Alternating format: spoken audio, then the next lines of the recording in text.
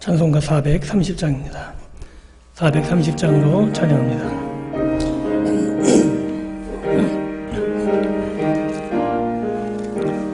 주와 같이 길 가는 것 어려운 일 아닌가. 우리 주님 걸어가신 발자취를 밟겠네. 난 걸음 한 걸음 주 예수와 함께 날마다 우리 걸어가리. 어린아이 같은 우리 미련하고 약하나 주의 손에 이끌리어 생명길로 가겠네. 한 걸음 주 예수와 함께 날마다 우리 걸어가리. 꽃이 피는 들밭이나 험한 골짜기라도 주가 인도하는 대로 주와 같이 가겠네. 한 걸음 주 예수와 날마다 우리 걸어가리. 옛 선지자 에녹같이 우리들도 전국에 들려올라갈 때까지 주와 같이 걷겠네. 한 걸음 주 예수와 함께 날마다 우리 걸어가리. 아멘. 한 장 더 찬양합니다. 432장입니다. 432장으로 찬양합니다.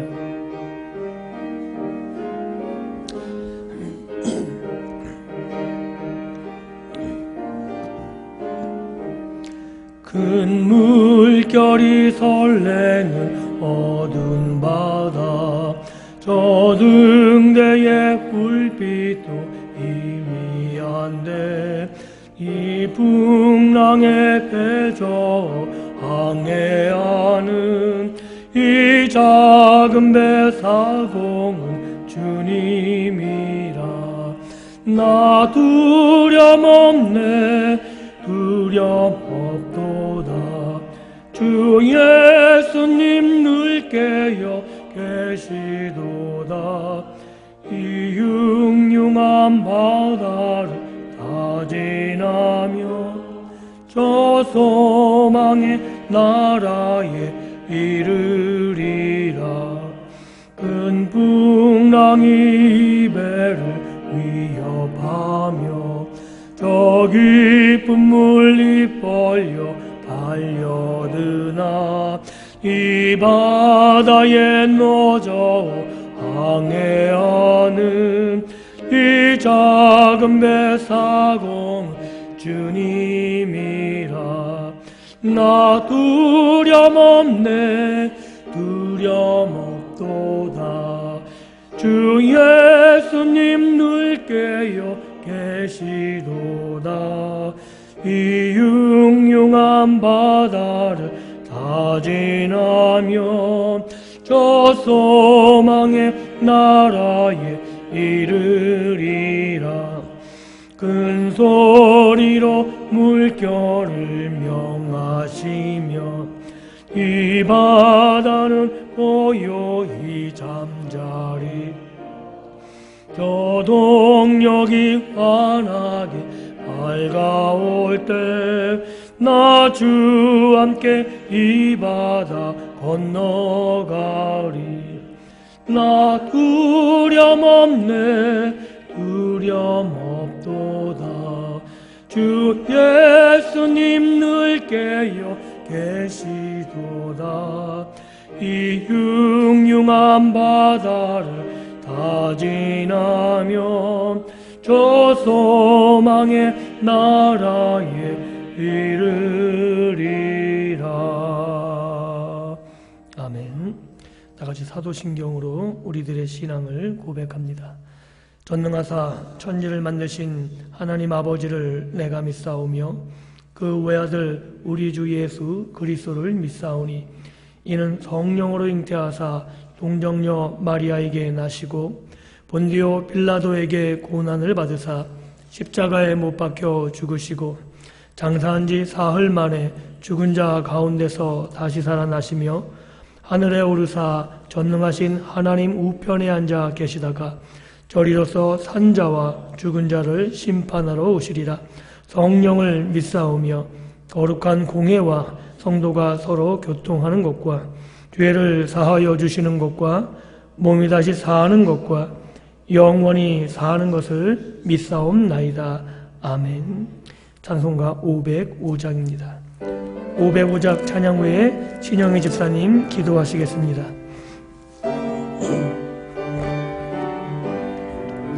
온 세상 위하여 나 복음 전하리. 만 백성 모두 나와서 주 말씀 들으라. 죄 중에 빠져서 헤매는 자들아, 주님의 음성 듣고서 너 구원 받으라. 전하고 기도해 매일 증인 되리라. 세상 모든 사람 듣고 그 사랑 알도록 온 세상 위하여 나 복음 전하리. 저 죄인 회개하고서 주 예수 믿으라.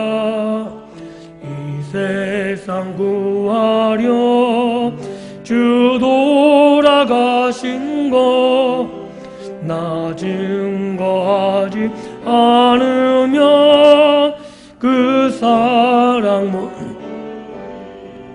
전하고 기도해 매일 증인 되리라.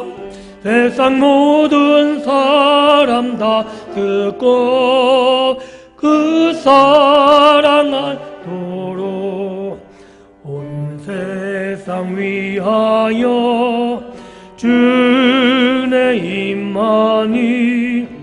주 예수 이름 힘입어 이 복음 전하자.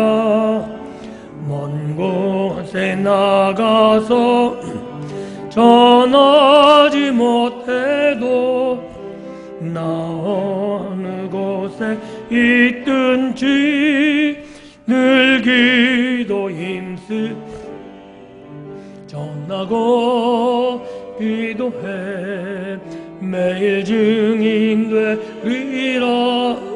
세상 모든 사람 다 듣고 그 사랑하도록. 아멘.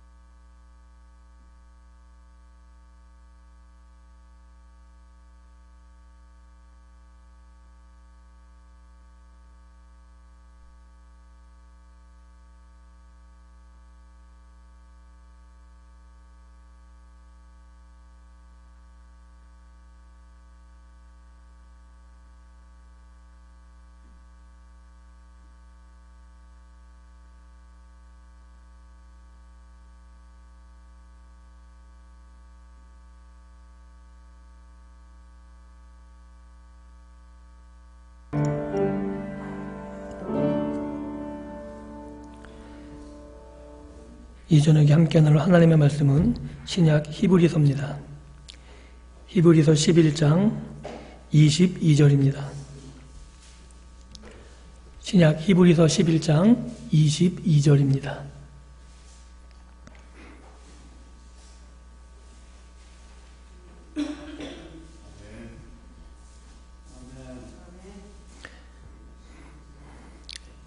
히브리서 11장 22절 한 절 말씀 함께 같이 봉독하도록 하겠습니다. 같이 읽습니다.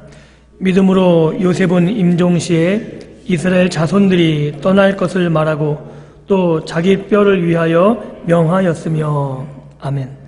말씀 앞에 잠시 기도합니다. 하나님 감사합니다. 사랑하셔서 주일을 3일 동안도 사랑하는 주의 백성들을 주의 날개 아래 품으셨다가 다시금 이 밤 이 저녁에 하나님께 예배하며 주의 말씀을 듣기 위하여 모이게 하시니 감사합니다. 하나님, 우리가 이 땅을 살아가는 것이 하나님의 은혜임을 다시금 고백합니다. 주의 도우심으로 주의 인도하심으로 우리가 여기까지 왔사오니 오늘도 종의 입술을 통하여 주님께서 친히 말씀하여 주옵시고 주님의 말씀을 입술에 넣어주셔서 오늘 하나님 아버지의 마음을 하나님 아버지의 뜻을 전하기에 부족함이 없게 도와주옵소서. 듣는 주의 백성들은 마음과 귀를 활짝 열고 주의 말씀을 받아 그 말씀대로 행동하며 또한 그 명령을 지킬 때 하나님께서 주시는 복을 누리며 이 땅을 믿음으로 승리하는 믿음의 백성들의 삶이 되게 하여 주옵소서. 이 시간 온전히 주께서 주장하여 주시기를 간절히 소원하오며 예수님의 이름으로 기도하옵나이다. 아멘. 오늘은 함께 살펴볼 내용이 요셉의 믿음에 관한 내용입니다. 어떻게 보면 요셉은 할 얘기가 굉장히 많은 것 같은데 야곱과 같이 요셉의 믿음의 부분도 죽음 앞에서 이스라엘 백성들에게 예언한 그 내용을 가지고 요셉의 믿음을 다루고 있습니다. 이 요셉의 믿음을 이해하기 위해서 요셉의 전체 생애를 한번 살펴보는 것이 굉장히 중요합니다. 그래서 요셉의 유년 시절부터 함께 좀 생각해 보기를 원합니다. 창세기 37장에 가면 요셉의 유년 시절이 나오게 되죠. 요셉의 유년 시절은 어떻게 소개하고 있냐면 야곱의 그 아버지의 편애를 받는 모습으로 요셉이 소개되어져 있습니다. 그래서 야곱은 요셉 말고 다른 모든 아들들은 양을 치게 합니다. 목동 생활을 하게 하는 거죠. 그런데 이 양 치는 것은 그렇게 전원 생활 같은 그런 한가한 생활이 아니고 굉장히 치열하고 전투적인 삶이 되는 거죠. 양을 치기 위해서 그 옛날 변변한 텐트 같은 게 있었겠습니까? 그냥 노숙을 하기도 하고 양이 목초지가 다 없어지면 양을 먹이기 위해서 풀이 있는 곳으로 이동도 해야 되고 또한 육식동물들이 나타나면 양을 지키기 위해서 같이 싸움도 해야 되는 그런 치열한 삶의 정쟁이 목동생활이라는 겁니다. 그런데 이 요셉은 목동생활을 전혀 하지 않습니다. 또한 다른 형제들에겐 그냥 야곱이 되는 대로 입혔던 것으로 보이는데 요셉만큼은 특별하게 채색 옷을 지어 입힙니다. 요새로 보면은 색동 저고리 같은 건데 이게 왜 중요하냐면 여러 형제 중에서 그 채색 옷을 입은 사람은 아버지가 점 찍어놓은 즉 내 후계자다라고 생각할 수 있는 그러한 상태를 이야기하는 거죠. 형들의 입장에서는 굉장히 열받는 겁니다. 왜냐하면 거의 말제잖아요. 말제인데 아버지의 편애를 받을 뿐만 아니고 분명히 장자가 있고 서열이 있는데 거의 아버지의 후계자처럼 생각하고 집에서 끼고 도니까 형들이 요셉을 곱게 볼 리가 없습니다. 또한 거기에 어떤 일이 생기냐면 요셉이 그냥 이 상태에서 기분이 나쁜데 형들이 잘못하면 아빠에게 쪼르르 달려가서 고자질 합니다. 여러분 혹시 그런 경험 해보셨습니까? 그 고자질 당하는 거 되게 기분 나쁘거든요.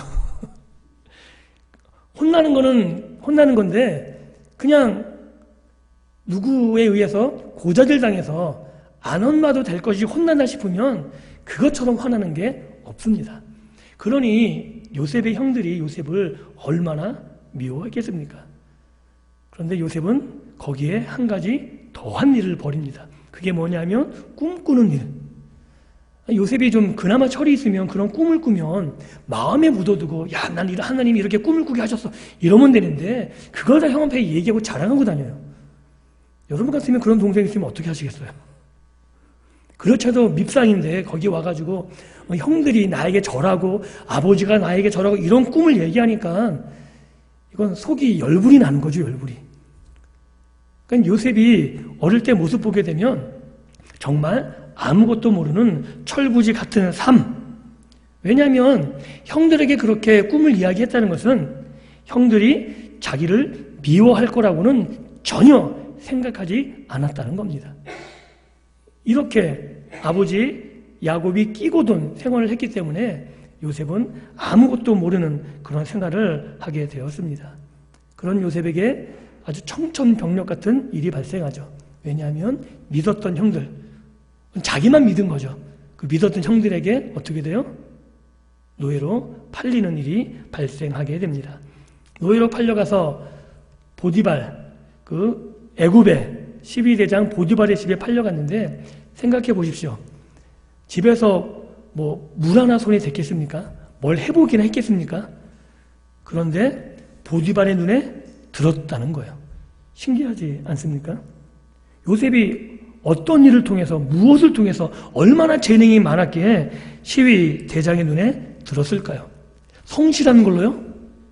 아마 노예 생활하는 수많은 종들 중에는 요셉보다 성실한 사람이 훨씬 더 많았을 겁니다. 그리고 일에 손에 익숙해서 일을 잘하는 노예들이 훨씬 더 많았을 겁니다. 망나니같이 철부지로 자란 요셉이 성실한 걸로 따지면 주위에 있는 노예들을 따라갈 수 있었을까요? 전혀 따라가지 못했겠죠. 그럼에도 불구하고 요셉은 보디발의 눈에 들어서 가정의 총무가 되었다 그럽니다. 이것은 무엇을 말하냐면 요셉의 재능이 뛰어나거나 무슨 요셉이 얼마나 성실하거나 이 얘기를 하고 있는 것이 아니죠. 보디발이 왜 요셉을 눈에 들었냐면 이 사람이 하나님이란 그가 믿고 있는 신에 분명히 감동된 하나님이 간섭하신 사람이란 걸 알게 되었다고 성경은 이야기하고 있습니다. 어떤 일이냐면 요셉이 하는 일마다 잘 되었다는 거예요. 요셉이 무엇을 하든지 그 결과물이 늘 좋았다는 거죠. 요셉이 하는 행동이나 요셉이 하는 걸 보면 실수투성일 것 같고 말도 되지 않는 일들이 있는데 맡겨만 놓으면 안 되는 일도 되어졌다는 거예요. 우리나라 말로 하면 복동이라는 거죠. 야, 제가 하면 뭐든지 돼. 하나의 예외 없이. 그러니까 보디발이 이상한 거예요. 야, 쟤는 맡겨만 놓으면 내가 뭐 손들 필요가 전혀 없네. 야, 어떻게 가능하지? 야, 제가 믿는 하나님이 뭔가 있는 것 같아. 야, 그 신 대단한 것 같아. 이렇게 되어진 것으로 추론할 수 있습니다. 그래서 가정 총무가 되었는데 또 굉장히 큰 일이 발생하죠. 어떤 일이에요?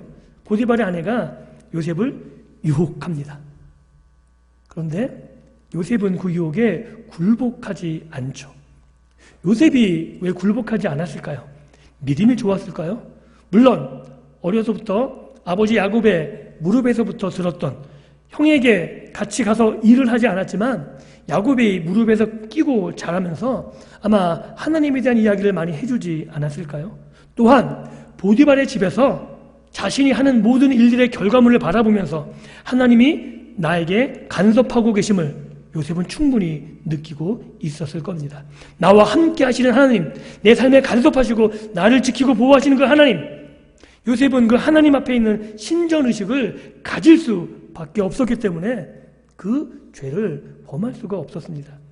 그래서 그 보디발의 부인한테 뭐라 그래요? 내가 어찌 하나님 앞에 득죄하리요. 실제로 그 보디발의 아내와 통관하는 그 일은 보디발에게 죄를 짓는 거예요. 그죠? 자신을 믿어주었던. 그런데도 요셉은 뭐라고 고백하냐면 내가 어찌 하나님 앞에 득죄하리요.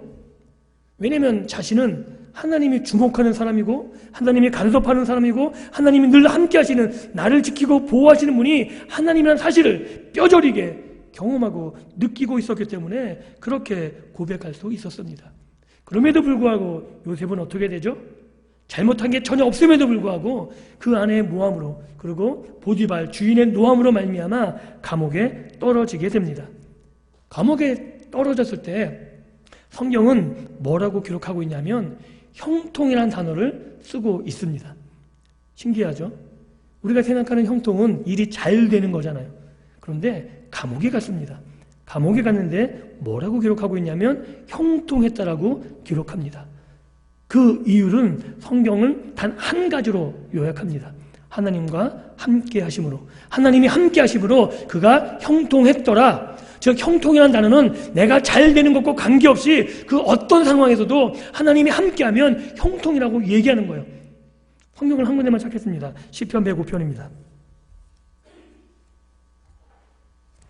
시편 105편입니다. 시편 105편 18절입니다.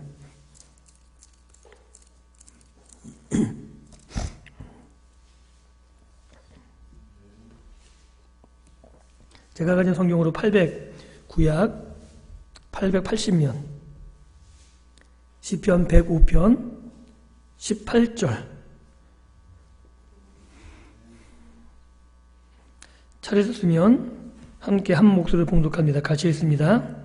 그의 발은 착고를 차고 그의 몸은 쇠살에 매었으니 감옥에 있는 상태를 얘기하는 거죠. 그런데 가진 성경을 잘 보시면 몸이라는 단어 앞에 숫자가 쓰여져 있습니다. 보이십니까? 숫자가 몇으로 써 있죠? 2라고 써 있습니다. 그럼 그 밑에 보면 2자하고 글씨가 쓰여져 있습니다. 뭐라고 쓰여져 있나요? 혼이라고 쓰여져 있어요. 이게 무슨 말이냐면 히브리어에서는 혼이란 말로 쓰였다는 거예요. 즉 히브리어로 번역하면 그의 발은 착고를 차고 그의 혼은 쇠사슬에 매였으나 이렇게 되어 있는 거예요.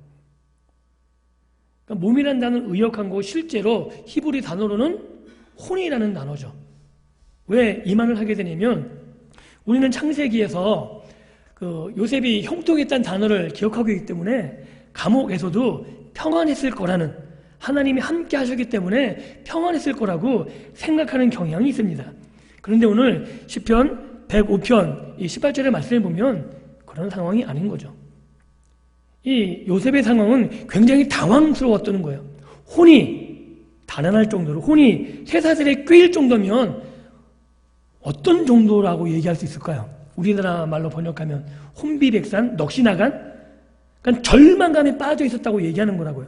요셉은 그렇게 절망감에 빠져 있었는데 성경에서는 하나님이 뭐라고 기록하고 있냐면 그래도 형통했다는 거예요. 왜요? 요셉과 관계없이 요셉의 상황과 관계없이 누가 함께하고 있었기에? 하나님이 함께하고 계셨기에. 그래서 다시금 요셉은 정신을 차리게 되고 그 안에서 간수장의 눈에 들게 되고 하나님이 함께하심을 간수장도 알게 되고 그래서 그 감옥의 모든 일들을 요셉에게 맡겨버립니다. 그리고 그 감옥에서 10년 이상의 세월이 흘려진 것으로 보입니다. 그리고 나서 어떤 일이 발생하냐면 요셉이 애굽의 총리로 발탁되는 거죠.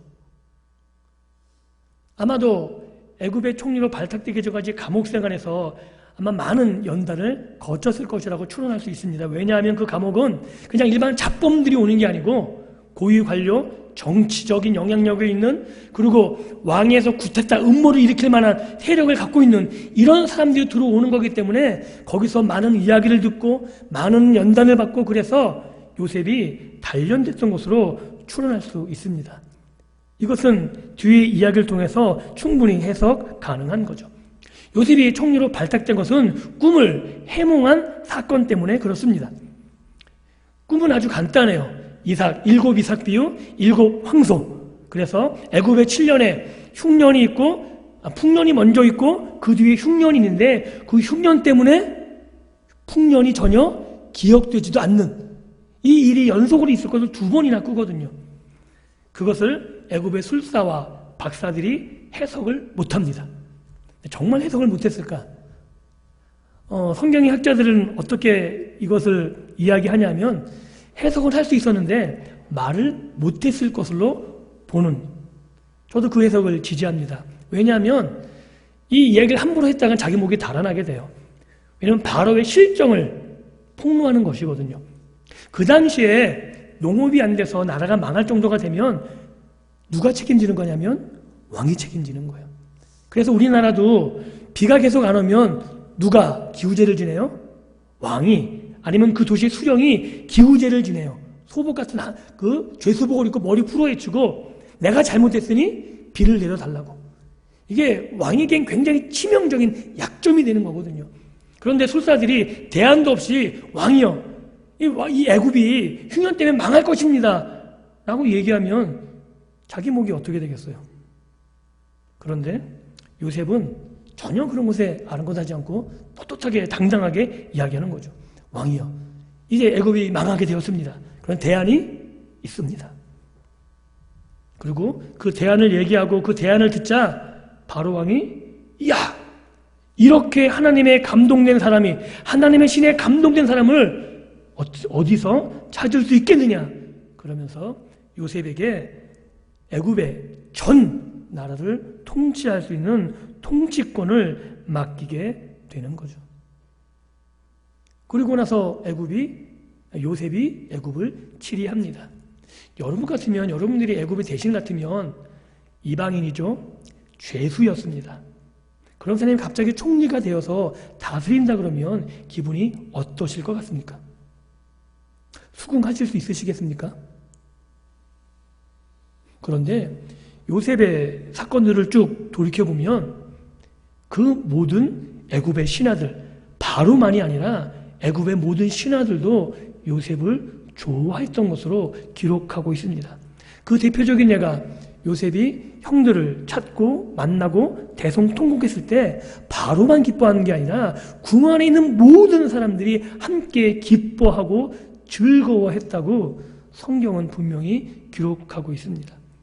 남의 나라 이방 땅에서 흘러들어온, 그리고 죄수로 아무 이름 없는, 세력도 전혀 없는 그 한 사람이 갑자기 튀어나와서 자기를 다스리게 되었는데 그 요셉에 대해서 정적도 없고 반대 세력도 없고 오히려 그를 추종하고 따르고 그 말을 신뢰했던 궁 안에 있는 모든 사람들, 어떻게 해석 가능할까요? 요셉이 어떻게 해서 그런 일을 할 수 있었을까요? 이것은 요셉이 단지 총리의 자리에서 그 권한을 남용하거나 그 권한을 자기를 위해서 사용한 것이 아니기 때문에, 그리고 충분히 바르게 정의와 공의를 위해서, 애굽을 위해서 사용한 모든 것들을 바로만이 아니라 신하들과 모든 백성들이 알고 있었기에 결국 요셉의 말에 바로만이 아니라 신하와 그 백성들도 추종했고 따랐다라고 우리는 이해할 수 있는 겁니다. 이런 요셉의 삶을 충분히 바르게 이해할 때 오늘 요셉이 말한 믿음으로 임종시에 이스라엘 자손들이 떠날 것을 말하고에 대한 요셉의 믿음을 우리는 확인할 수 있게 됩니다. 왜냐하면 요셉이 총리가 되었다는 것은 어떻게 보면 그 수많은 고난과 역경과 핍박에 대한 보상으로 볼 수 있지 않겠습니까? 그런데 오늘 요셉이 임종시의 한 믿음의 예언을 보면 요셉은 하나님이 허락하신 애굽의 총리라는 직위와 애굽에서 누렸던 모든 부귀와 영화, 이 모든 것이 하나님이 허락하신 이 세상의 보상이 아니라는 것을 알고 있었다는 거죠. 만약에 요셉이 이 총리직과 애굽에서 누리는 모든 영화를 보상으로 생각했다면 아마 애굽에 정착할 길을 찾았을 것 같습니다. 왜냐하면 하나님이 내게 주신 거니까. 근데 요셉은 분명히 알고 있었던 거예요. 하나님이 총리직을 주신 것은, 하나님이 애굽 생활 이렇게 나에게 많은 부를 주신 것은 이 땅에서 고난에 대한 보상이 아니라 하나님의 뜻이 있어서, 하나님의 섭리가 있어서 잠시 맡겨진 것이란, 그 일을 통해서 하나님의 놀라운 구원 역사를 이루기 위한 것이지 내가 애굽에서 영화를 누리게 하는 것이 하나님의 뜻이 분명히 아님을 알고 있었기에 임종시에 뭐라고 이야기해요? 이스라엘 백성들에게 자기 뼈를 가지고 나갈 것을, 이스라엘이 장차 애굽을 떠날 때가 있음을 분명히 이야기하고 있는 것, 이것이 오늘 말한 요셉의 믿음이라는 겁니다. 충분히 하나님께서 자신에게 허락된 보상이라고 생각하고 누릴 법한데 요셉은 전혀 그렇게 생각하지 않습니다. 또한 형들의 만남을 통해서, 형들과의 대화를 통해서 요셉의 믿음이 더더욱 부각되고 있습니다. 야곱이 죽자 요셉의 형들이 어떻게 찾아와요? 요셉에게 찾아서 뭐라 그래요? 요셉이 보복할까 봐. 아버지가 있을 때에는 보복하지 못했는데 아버지가 죽으니까 이제 보복할까 봐 형들이 찾아와서 아버지가 유언하셨습니다. 우리를 잘 돌봐주라고. 그때 요셉이 펑펑 웁니다. 왜? 형이 자기 마음을 몰라주니까. 그러면서 뭐라 그러냐면 하나님께서 나를 보내신 것입니다. 내가 하나님을 대신하겠습니까? 형님들 걱정하지 마십시오. 내가 형님들을, 그리고 형님들의 자손들을, 형님의 후손들을 제가 전부 다 기르겠습니다. 이 모든 일들은 하나님께서 계획하신 것이고 하나님이 작정하신 것이고 하나님의 뜻에 의해서 이루어진 것입니다. 그러니 형님들은 전혀 걱정하지 마십시오라고 요셉이 이야기합니다.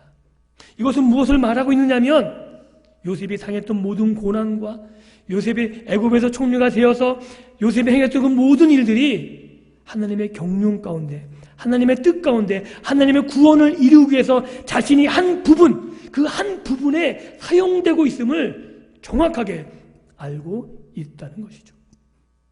이것이 요셉의 믿음의 위대한 점입니다. 우리가 이 세상을 살아가면서 하나님이 나에게 어떤 지위를 허락하시고 나에게 어떤 부귀와 영화를 허락하시면 많은 사람들이 하나님이 내가 성실하게 산 것에 대한 보상으로 허락하셨다고 생각하는 경우가 많이 있는 것 같습니다.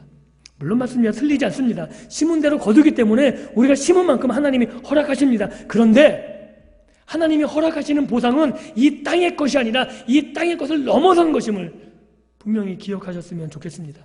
하나님이 허락하시는 것은 단지 이 세상의 부귀 영화 정도가 아닙니다. 하나님이 허락하시는 건 훨씬 더 놀라운 것이고 영적인 것이고 우리의 생명과 관계된 것이고 아브라함에게 말씀하셨듯이 하나님이 하나님의 백성들에게 진짜 주기를 원하는 상은 뭐냐면 하나님 자신이십니다. 믿으십니까? 제가 다시 비유를 들자면 그 부모님들이 일 끝나고 퇴근할 때 매일 뭐 같은 거 사갖고 들어가게 되면 그 아이는 들어갈 때마다 뭘 보죠? 손을 봐요.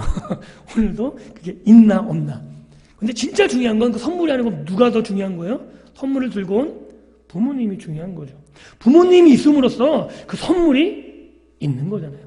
그런데도 불구하고 아이는 부모가 눈에 들어오지 않고 뭐가 들어와요? 선물이 눈에 들어와요. 왜? 그게 맛있으니까.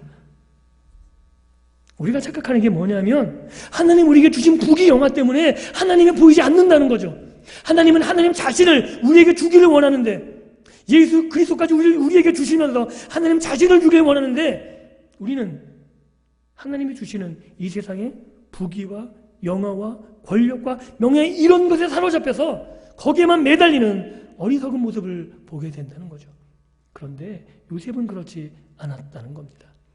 요셉은 이 모든 하나님이 허락하신 것들이 내가 이 땅에서 누려야 되는 내가 이 세상의 애굽에서 온전히 정착하며 사는 것이 아님을 분명히 알고 있었고 하나님의 구원 역사 가운데 내가 어느 부분 쓰인인지 내가 그 일을 감당하면 하나님이 친히 자신에게 줄 놀라운 소망들 하나님이 자신의 후손들에게 베풀 약속의 땅 하나님이 허락하신 그 소망들을 믿음의 눈으로 잃지 않고 그 소망을 확신하면서 이제 죽음을 앞두고 이스라엘 자손들에게 얘기하고 있다는 사실입니다.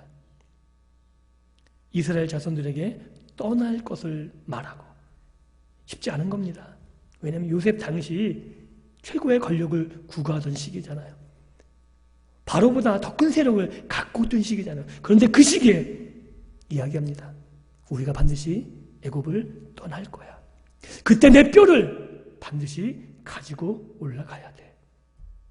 이게 요셉의 믿음이라는 것입니다. 사랑하는 성도 여러분, 요셉은 하나님께서 보상으로 준 것이 아님을 알고 있음에도 불구하고 애굽에서의 삶, 자기에게 주어진 총리의 역할, 이런 삶에 대해서 소홀히 하지 않았습니다.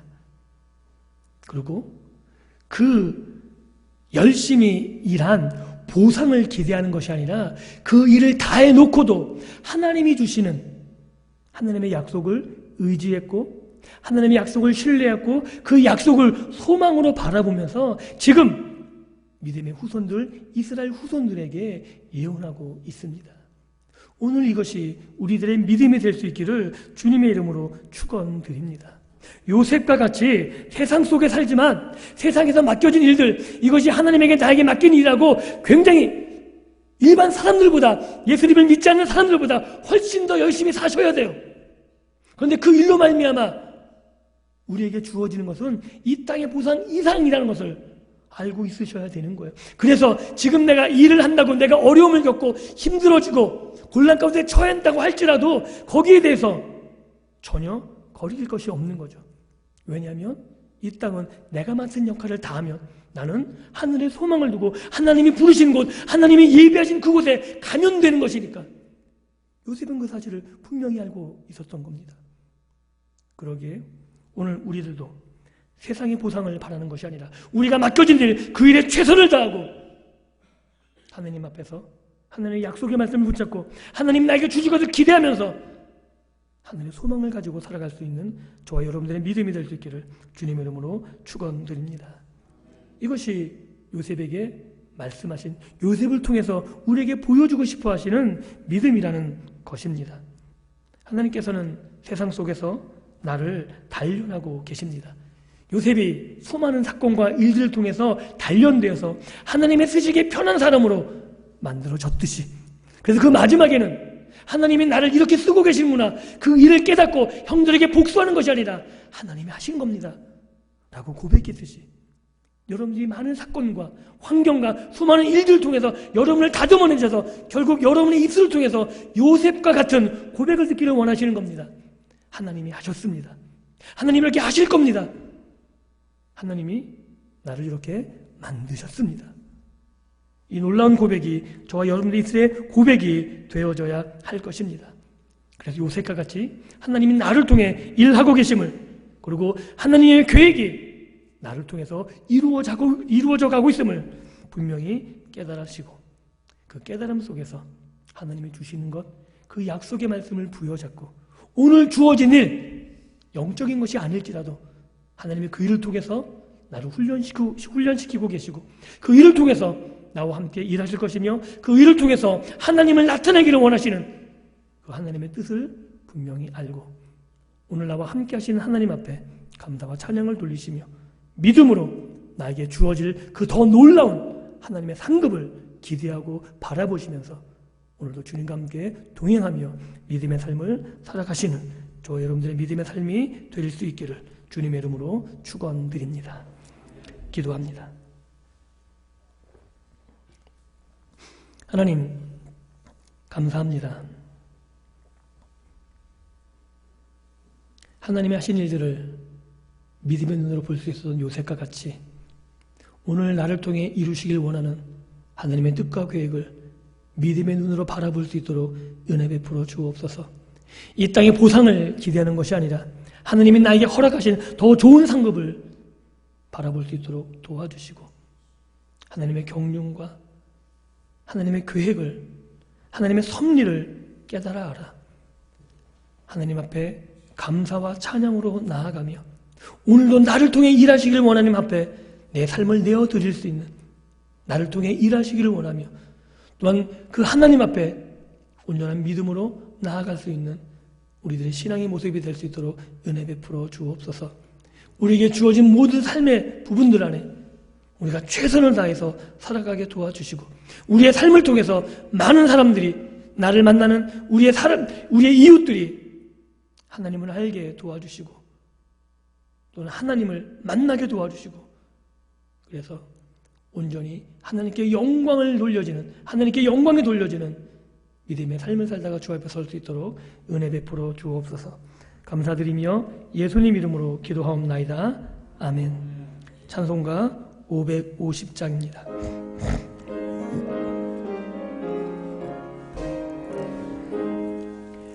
시온의 영 빛나는 아침 두 땅이 밝아오네.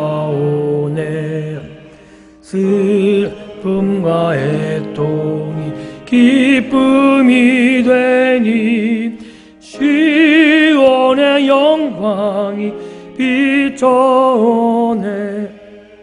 시온의 영광이 빛나는 아침 매였던 종들이 돌아오네. 오래전 선지자 꿈꾸던 복을 만민이 다 같이 누리겠네.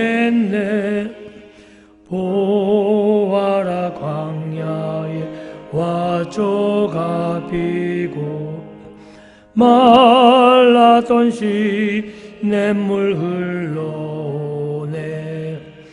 이 산과 저 산이 마주쳐 울려 주의 순종을 찬송하네.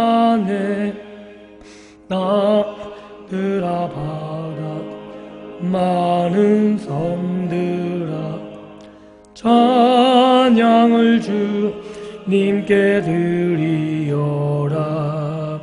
싸움과 제약이 가득한 땅에 찬송이 하늘에 사무치네.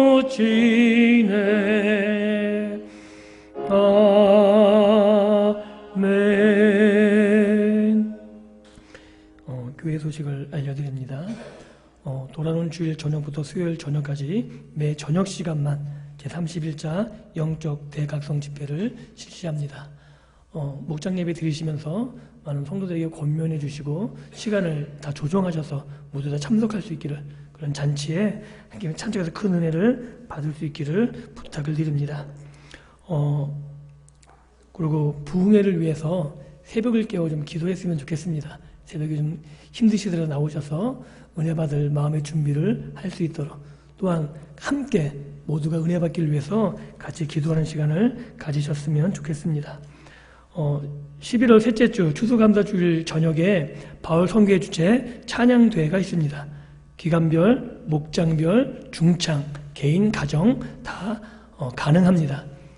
특별히 목장은 한 목장이 어려우면 두세 목장이라도 연합해서 목장은 전부 다 좀 참석할 수 있기를 부탁을 드립니다.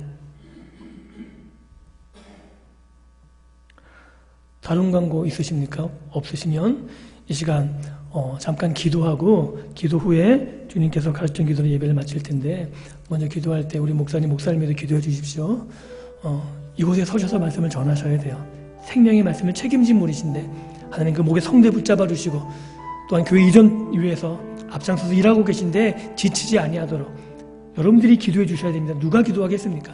하나님 피곤찮게 붙잡아 주시고 능력으로 감당해 주시고, 또한 교회 이전 때문에 힘들지 않고 하나님의 영광을 볼 수 있도록 은혜 베풀어 달라고, 또한 영적 대각성 집회가 하나님 우리에게 은혜를 받게 도와주셔서 우리가 자원하는 심령으로, 헌신하는 심령으로 하나님 우리의 삶이 온전히 회복되고 치유되는 그런 은혜의 집회가 될 수 있도록 이런 기도 제목을 가지고 함께 소리내어 기도하겠습니다. 기도합니다.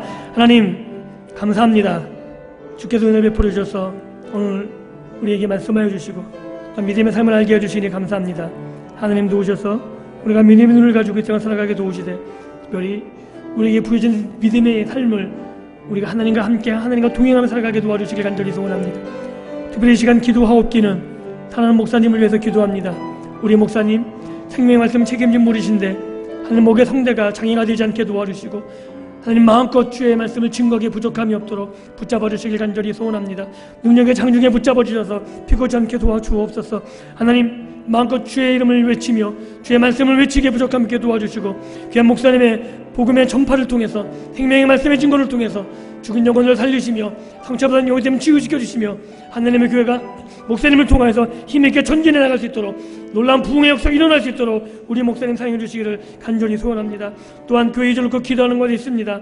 앞장서 일하는데 지치지 않게 도와주시고 하나님 교회 이전의 모든 문제가 하나님 온 성도가 깨어 기도하는 일이 되게 도와주시고 이를 통해서 교회가 하나 되게 도와주시며 성도들이 하나가 되게 도와주시며 하나님 이를 통해서 성도가 깨어 기도할 때 하나님 우리의 기도를 사용해 주셔서 하나님 모든 일들이 순적하게 평탄하게 이루어져갈 수 있도록 은혜 베풀어 주시기를 간절히 소원하고 소원합니다. 하나님 진히 역사하여 주옵소서. 하나님 일하심을 우리 모두가 보아 알게 하여 주시기를 간절히 소원합니다. 하나님 그 인도하고 계심을 깨달아 알게 도와주시고 이로 말미암아 상처받거나 하나님 낙오되는 사람이 아무도 없도록 주께서 진히 간섭하여 주옵소서. 서로 격려하며 이끌어주며 함께 보듬을 수 있도록 도와주시고 하나님 이를 통해서 교회가 힘있게 전진해 나가며 교회가 부흥하고 성장해 갈 수 있는 교회가 될 수 있도록 은혜 베풀어 주옵소서. 주께서 온전히 능력으로 붙잡아 주시고 또한 이제 영적 대가성 집회가 준비되었는데 하나님 준비된 은혜가 하나님 밖에 부족함이 없도록 우리 심령의 예배에 되게 도와주실 간절히 소원합니다. 하나님 기도하며 준비하게 도와주시고 하나님 이번 집회를 통해서 하나님의 은혜를 우리의 삶 가운데 누릴 수 있도록 도와주시며 우리의 삶이 오늘 저 앞에 돌아오며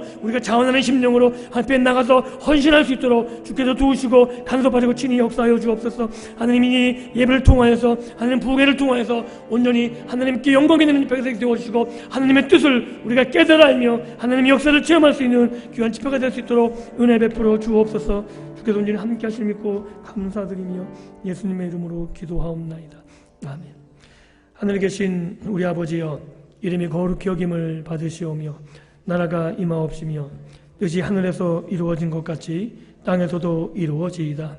오늘날 우리에게 일용할 양식을 주옵시고 우리가 우리에게 죄진 자를 사하여 준 것 같이 우리 죄를 사하여 주옵시고 우리를 시험에 들게 하지 마옵시고 다만 악에서 구하옵소서.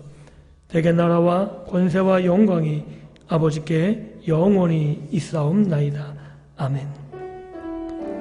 아버지, 주여 나를 함께 주시옵소서. 부족함이 없도록 주여 주시옵소서.